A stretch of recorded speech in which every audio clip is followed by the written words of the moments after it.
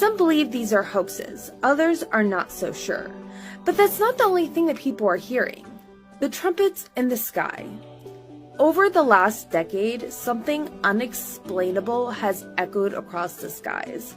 From Canada to Ukraine, from the United States to Israel, thousands have recorded what can only be described as loud trumpet-like blasts reverberating from above, loud, mechanical, sometimes echoing for minutes with no clear source.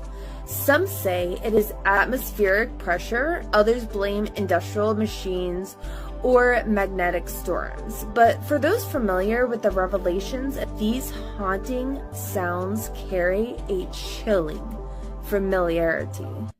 Officials in Lower Bucks County have also received numerous calls about a large boom and the ground shaking, just like some folks were describing out here. So far, no explanation of what happened here.